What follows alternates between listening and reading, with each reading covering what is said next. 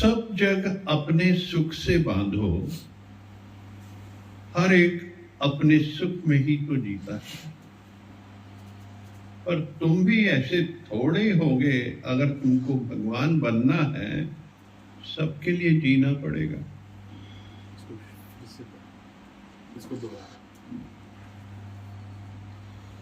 सब जग अपने सुख से बांधो, हर एक अपने सुख में ही तो जीता है।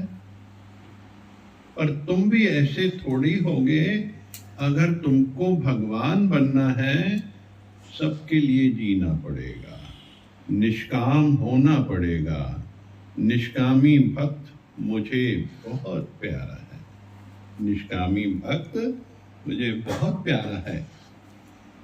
मुझसे उत्पन्न है संसारा, पर जो अपने सुख में होगा वो कभी नहीं कह सकेगा मुझसे उत्पन्न है। मुझसे उत्पन्न है संसारा, पर जो अपने सुख में होगा वो कभी नहीं कह सकेगा मुझसे उत्पन्न है संसारा। सूर्य को सत्ता वो दे सकता है जिसको कोई पदार्थ दिखाई नहीं देता, जिसको पदार्थ अभावनीय है। सूरज से सब चीज उत्पन्न होती है, चंद्रमा सब चीजों में रस डालता है। मैं जब भी रस नहीं लेगा तो उससे भी बड़ा हो गया।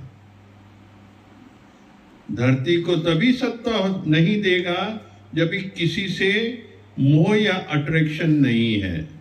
धरती को तभी सत्ता नहीं देगा जब भी किसी से मोह या अट्रैक्शन नहीं है। धरती भी मेरी सत्ता पे खड़ी है, पर मैं इतना बड़ा हूं कि मेरे को एक भी लहर नहीं है मोह की, एक भी लहर नहीं मोह की। धरती में अट्रैक्शन है और मनुष्य में भी वही नेचर है। मनुष्य भी तत्व के अधीन होता है, उसको अट्रैक्शन होता है, कोई ना कोई चाहिए हर एक को। सुख के साधन यही है ना कि किसी नाम रूप से दोस्ती, पैसे को रखना। जब भी मेरे को दिल हो मैं इससे बात करूं, जब भी मेरे को दिल पदार्थ खरीदूं खाऊं, पदार्थ पर आधारित है ना मनुष्य।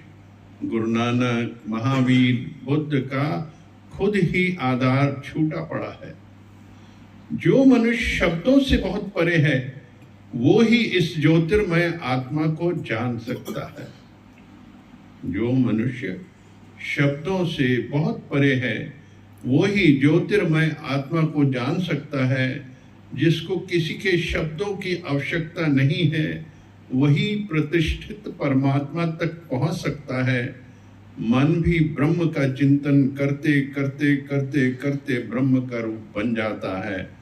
हमारा मन भी इतना प्योर हो जाए कि शब्द के बिना मजा आए, फिर वो ब्रह्मपुर में स्थित हो जाएगा। शब्द से परे डेरा, तेरा डेरा ब्रह्म ज्योतिषों की ज्योति है। ब्रह्म से नीचे आके जब भी कभी में आते हैं तो विकार में आ जाते हैं। सब जगह ब्रह्म फैला है, पीछे भी ब्रह्म है, दाएं बाएं भी ब्रह्म है, नीचे ऊपर भी ब्रह्म है। सब ब्रह्म है, सब ब्रह्म है, सब ब्रह्म है।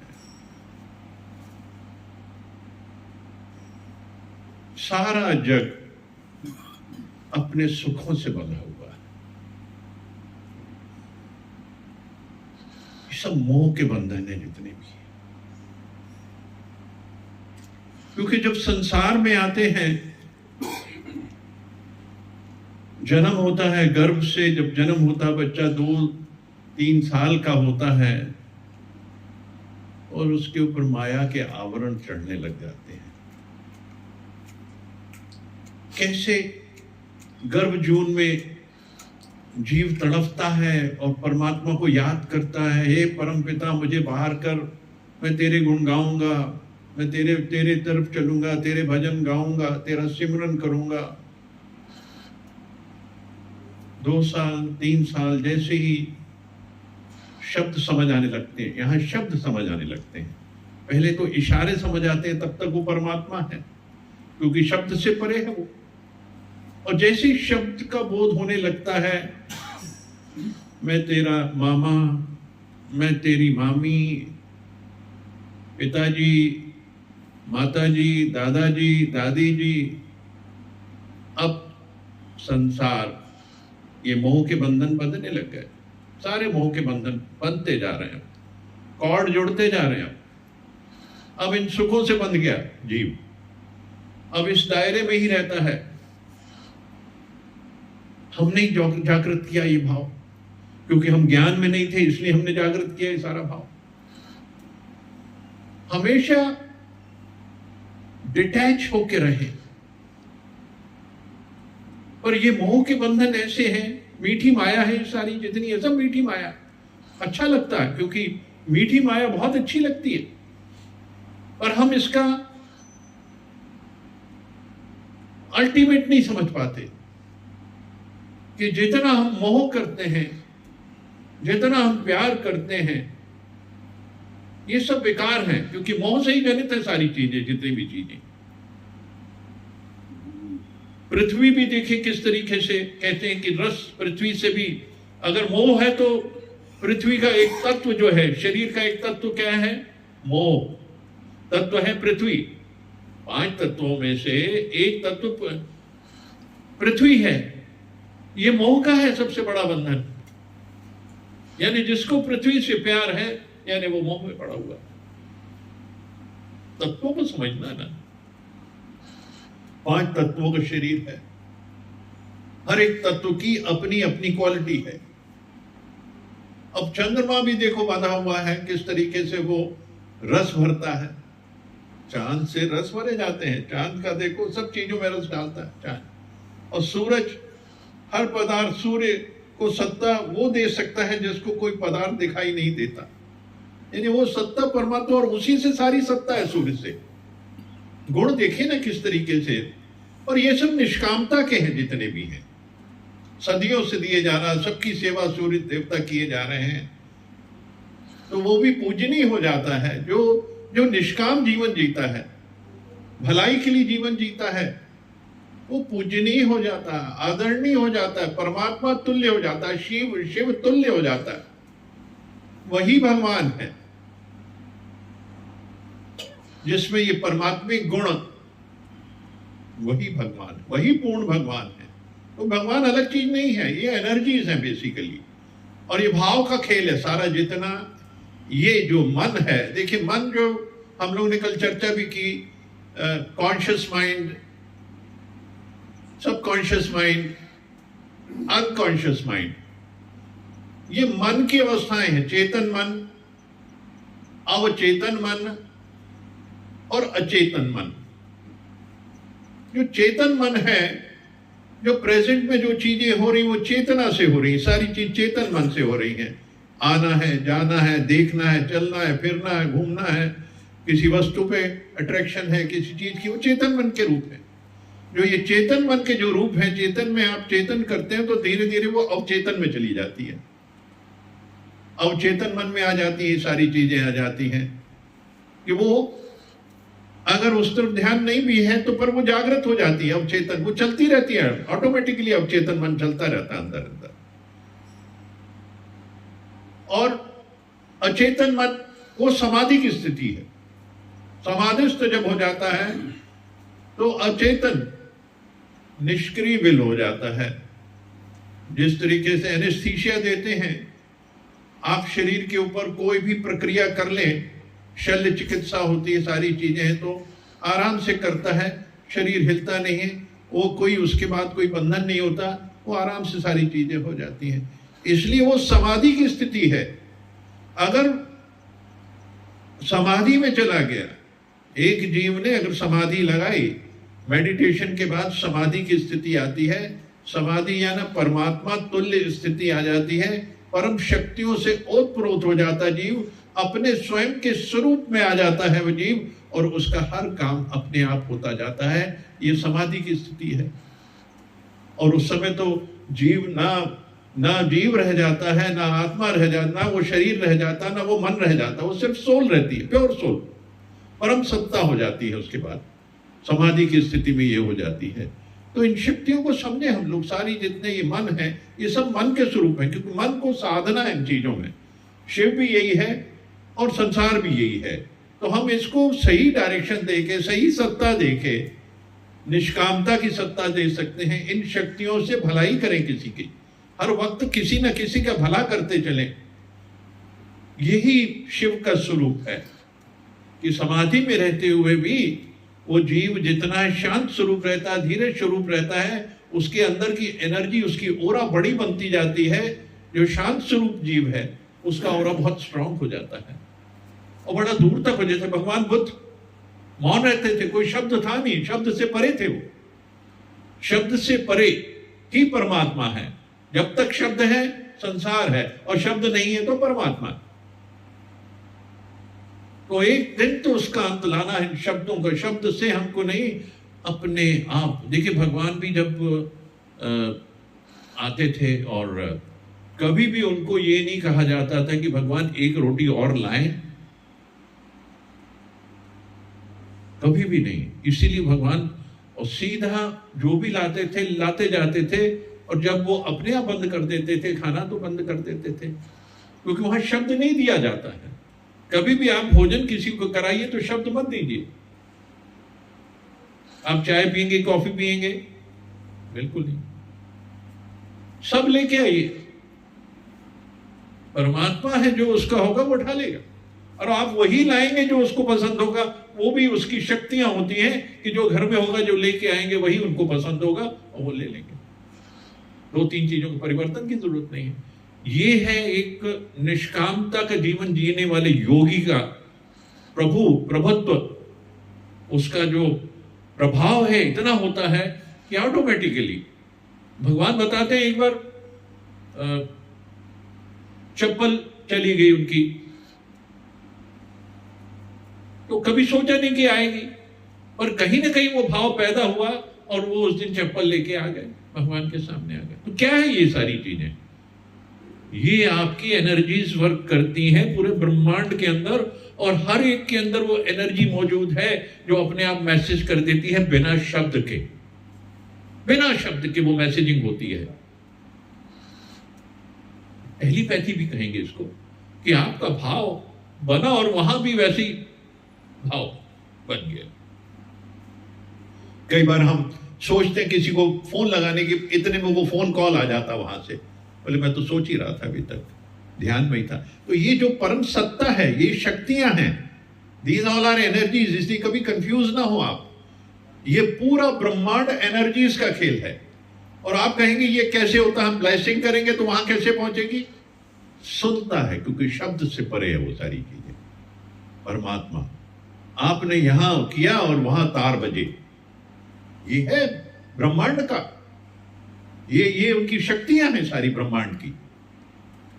तो हर एक शिव है, ये जान के चले हम, और शिव को नतमस्तक हो, यानी हर एक को नतमस्तक हो, क्योंकि हर एक जो है परम सत्ता है, हर एक पूर्ण है, पूर्ण शिव है। इसलिए कभी भी किसी का निरादर नहीं, किसी के अंदर कोई भाव प्रकट ना करें, क्योंकि वो भाव से ही सारा परिवर्तन है। और सबको परमात्मा जिस दिन जानेंगे उस दिन सब परमात्मा तुल्य हो जाएंगे। नीच से नीच आदमी भी परमात्मा तुल्य हो जाएगा, छोटा से छोटा आदमी परमात्मा तुल्य हो जाएगा। परिवर्तन लाना तो हम सब का काम है, क्योंकि जब हम गुरु के मार्ग पे चलते हैं तो उसके वचनों पे चलना है, एक एक वचन पे चलना है। उस वचन पे चलेंगे तो सीधे सदे हुए मार्ग तक, वहां तक पहुंच जाएंगे, और हर एक में वो गुण उत्पन्न कर देंगे, क्योंकि आप मैग्नेट हैं। एक मैग्नेट होता है, किस तरीके से अट्रैक्ट कर लेता है एक दूसरे लोहे को अपनी तरफ, क्योंकि कोई शक्ति है उसके अंदर। ऐसी हर जीव के अंदर वो शक्ति है, पावर हाउस है, फुल पावर हाउस है। कभी भी अपने आप को छोटा ना समझे, इतना पावर हाउस है।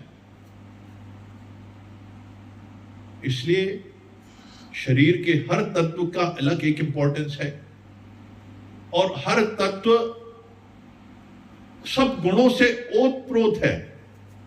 पृथ्वी से मोह होना, चांद से रसों का भरपूरता होती है, रस मिलते हैं। सूर्य से हर काम होता है, सूर्य देवता से।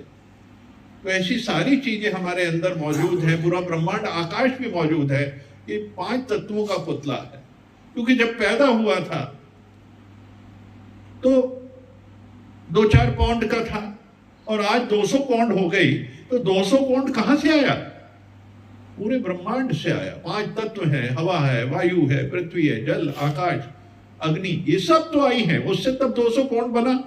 तो ये है क्या? ये तत्व तो है, सब हमने पृथ्वी से लिया, सब ब्रह्मांड से लिया, पूरा सृष्टि से सारी चीजें ली हमने, तो सारे गुण इसके अंदर हैं। पर हम एक मन की वजह से इन गुणों से वंचित हो जाते हैं। एक विकार, एक मोह का विकार वंचित कर देता है इन सभी चीजों से, हमारी अपनी गुणवत्ता को कमजोर कर देता है।